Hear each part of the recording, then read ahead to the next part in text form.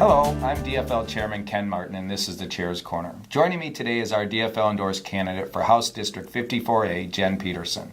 Jen is a dedicated public servant and has been a city councilor in her hometown of Cottage Grove since 2009. She graduated from the College of St. Catherine with an associate degree in occupational therapy assistance, and shortly after graduating began a 12-year career at a nursing home working as a recreational therapy coordinator. Later, Jen worked with students with special needs as a substitute paraprofessional, and she also worked as a case manager at St. Andrew's Lutheran Church in Matamidi, where she helped homeless families get back on their feet at the Community Resource Center. Since 2002, Jen has also been a PCA home care provider for her nephew who has autism. She is a proud member of SEIU with the Home Care Union. Jen now works in South St. Paul schools as a health assistant in the nurse's office. She's a member of OPEIU in this position. Jen has dedicated her life to serving her community, and we're excited that she has decided to run this year. Thank you so much for joining us, Jen. Thank you. You're welcome. Well, we're really glad to have you. And tell us a little bit. You ran before, Yep. and you've been serving your community on the city council now for years. What's it like on the campaign trail? What are you hearing on the doors, and how excited are you to be running this year? Well, I'm really excited to be running again this year. It's been great out on the campaign trail. A lot of times when I knock on the door, people greet me by my first name, and that's been awesome because they already know me either through my city council work or through many of the volunteer activities that I'm involved in South Washington County or through South St. Paul schools. Well, and tell the viewers why you decided to run for this position. Obviously, you're already giving back to the community, but why at this moment did you decide to step forward and run for the legislature? Well, the timing was absolutely right. My term on the city council is ending this year, so the timing was perfect. And I'm good friends with Senator Sieben and Representative Schoen, and respect all the work that they've done. And I would really like to follow in their footsteps and try to continue some of the great work they've done.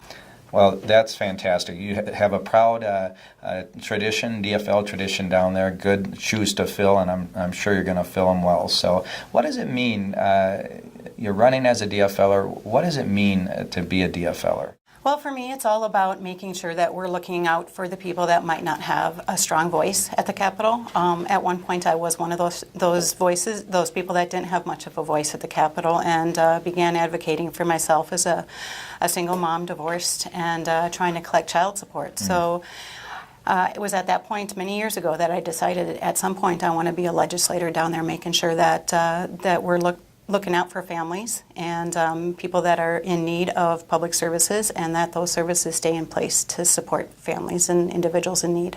Oh, that's great.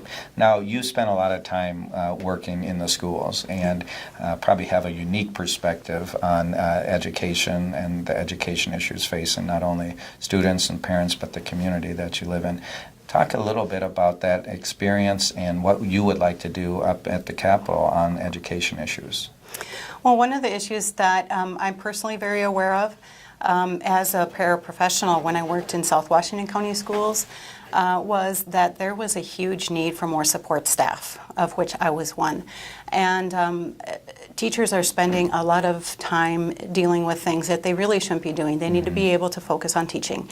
And support staff, paraprofessionals, those are the ones that can deal with some of the behaviors and some of the activities that teachers are having to do because they don't have the support staff there to help prepare lessons and help get the classroom in shape and things like that, and do one-on-one time with students with special needs.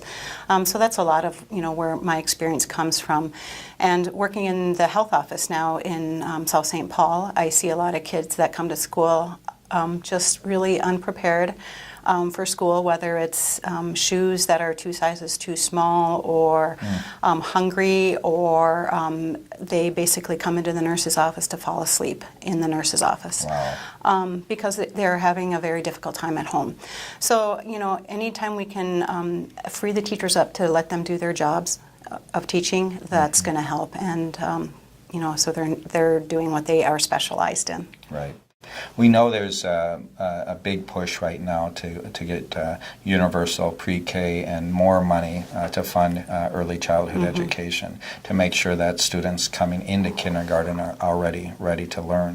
Do you have any thoughts on early childhood education and some of the universal pre-K proposals that have been presented?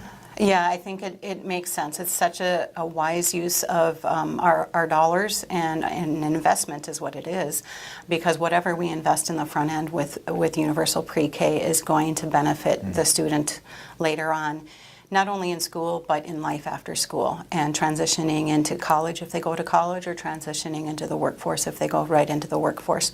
So these are dollars well spent, and we can't let that not happen anymore. You know, I've seen kids come into the nurse's office where I work, and you can see the difference in the ones that have been in preschool for a couple of years or are just starting preschool. There's a drastic difference in even them being able to tell you what is bothering them today, Right. Or even telling you their first name. Right. So I heard a it's kinda- statistic which really surprised me, that a child from a middle-class family that has had some early childhood education going off to kindergarten has heard 25 million more words between birth and kindergarten than lower-income children and children from tough circumstances, and it was really surprising to me, and it really, I think, tells us that we need to make more of an investment in early childhood education, so every child has an opportunity to have go to kindergarten ready to learn. Yeah. So, and you see that firsthand every day. For obviously. sure. Yeah. Yep. Well, That's huge. Yeah, absolutely. You know, another big issue, of course, down in Washington County right now is transportation. And given what's happened at the Capitol, I'm sure there's a lot of frustrated people in your district. Can you talk a little bit about what you're hearing at the doors about transportation and what you hope to see on that when you're in the legislature? Yeah, I've served on a couple different transportation-related commissions as a city council member for quite a few years now. One is the Red Rock Corridor Commission. I'm the vice chair of that, and that's all about bringing in mass transit along the Highway 61 corridor. And we've made a lot of progress on that so far, but it is we can't build our way out of this, the traffic jams that are happening in that area, and we need to make sure that we're having the options available for people to use mass transit rather than getting in their car.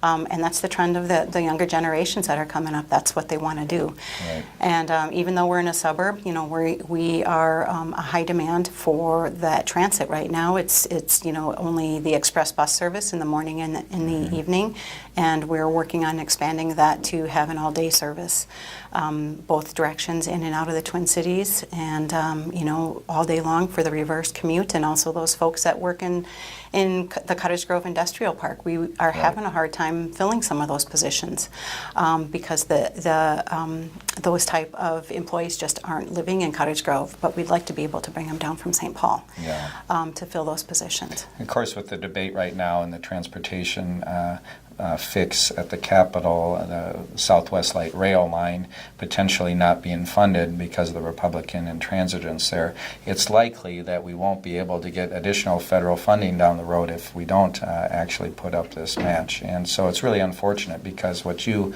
just mentioned is there's communities throughout the state, not just those that would be served by Southwest Light Rail, that really are going to lose out here. A number of different corridors, including Red Rock and the Bottineau line and a number of other lines that may be jeopardized in terms of future funding because of this impasse we have in St. Paul. And as you know, 40% of the roads and bridges in this state are over 50 years old and in deep need of repair. And so we've got a lot of work to do there. It's going to be great to get more DFL voices up at the legislature this year, as you and hopefully many others join the legislature and we take back the majority. But it's my belief that we won't be able to get anything done on these critical issues, education and transportation, until we start getting a majority back. And that's what we've been experiencing. Yeah, well, and I'm sure as a city council person, it's frustrating for you when you're trying to work with your state partners in the legislature and they're not able to deliver on that partnership. So. Yep. So tell me, I really appreciate you being here. Just sort of a question off script a little bit. What's been the most enjoyable part of the campaign for you so far? When I did the parade in South St. Paul, the Kaposia Days parade, it was so fun to see some of the students that I work with in the nurse's office, for them to see me in a campaign T-shirt and with a bunch of signs with my name on it, and they're just looking at me trying to figure out, why is Nurse Jen in the parade with her name all over everything? And they thought it was really kind of funny, and then they realized, the parents got an understanding of what was going on, and they were pretty excited about that. So that's fantastic. Yeah, that was pretty fun. Well, best of luck to you in these next 92 days left, and I really want to thank you for coming in today, Jen. As always, thank you for joining us today for the Chair's Corner. I appreciate your continued support of the DFL party. Whether it's knocking on doors, making calls, or by voting for our endorsed candidates, you make all the difference in these critical elections. Please share this video with your networks, and if you want to volunteer for great candidates like Jen Peterson, please visit www.dfl.org. By working with our leaders, together we will build a better Minnesota. Thank you.